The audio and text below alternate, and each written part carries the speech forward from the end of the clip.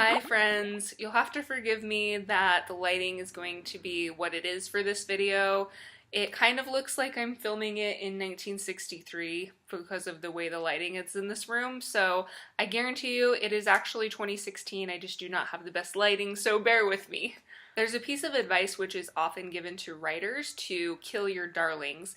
This is essentially a way of saying that when you're writing, it's not a good thing to get too overly attached to certain elements of your plot, to certain characters, to certain things that you think are good and that you've spent a lot of time crafting, but may indeed not actually be in service to the greater whole of the novel. Sometimes those things have to be ruthlessly cut and destroyed and killed for the greater good of the piece of work that you're creating. I think this willingness to kill your darlings is something that is very crucial to creating a life that you feel good about as a whole. Most of us at one point or another will encounter a situation in which we've spent a lot of time and energy building something up for ourselves. It might be that we've invested a great deal of education into creating a career, or it might be that we've put a lot of labor and attention and devotion into building a business. It could be that we've put many years of concentration and emphasis on fueling and nurturing a relationship. And eventually the day can come that despite all of the attachment and all of the effort and all of the beautiful labor of love that we have put into creating these things, we find that they are no longer serving the structure of our life as a whole.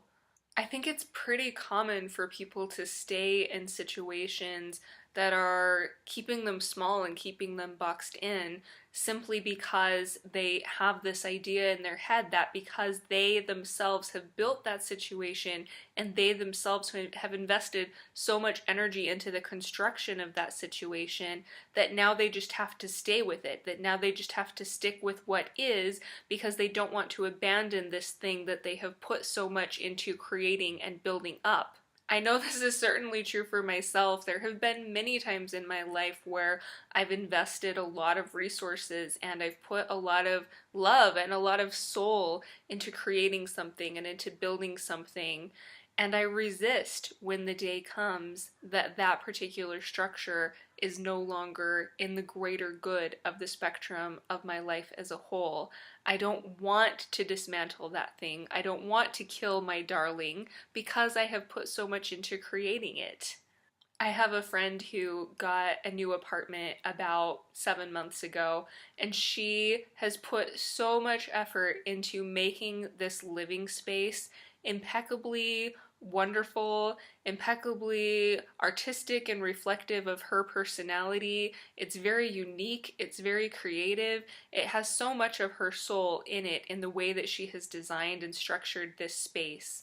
And the last time I saw her, she told me that she has decided now, just after she finished putting all of this concentration into constructing this wonderful living situation, that she's realized that she has a call within her to leave this apartment, to leave the state, and to move to an entirely different state. And as I was talking to her about this, she expressed that when she first started feeling this sensation that what her next move in life actually needed to be was to move out of state, she had some resistance to that because she thought to herself, I just put so much into creating this living structure and this situation. I built this myself, I created it, and it is just how I wanted it, and I put so much into it, and now I want to leave and go move and start somewhere else? And she could have given into that resistance. She could have said, well, I'm feeling this calling within me that what I actually need to do is dismantle this current situation and move into a new situation.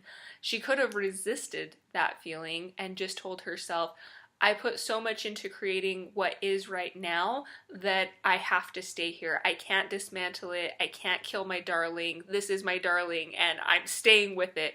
She certainly could have approached the situation in that manner, and I think that it is extremely common for us to do that in our lives. We sometimes start feeling this yearning deep within us that we need to dismantle what we've built up around us and that we need to move in a new direction.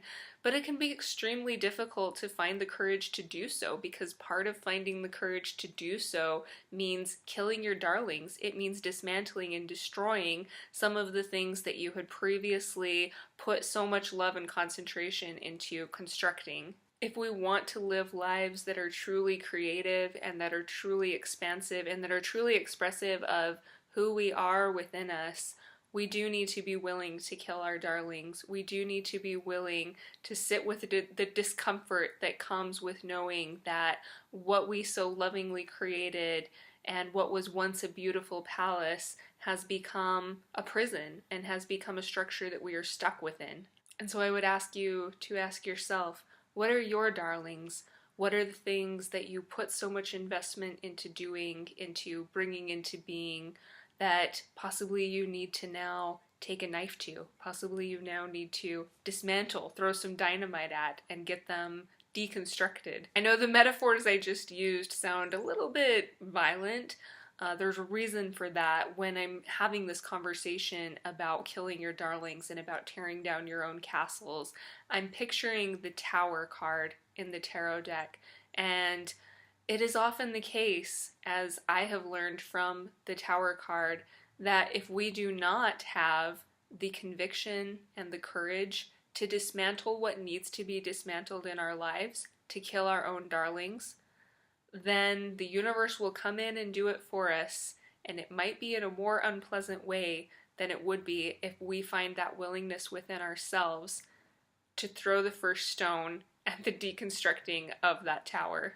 So that is my message for you today. If there is something within your life that needs to be destroyed, but you are resisting that because you have an attachment to all that has gone into the uplifting of that structure, be willing to find the courage within you and see if you can find that conviction to kill your own darlings. I'm sending lots of courage your way. Bye!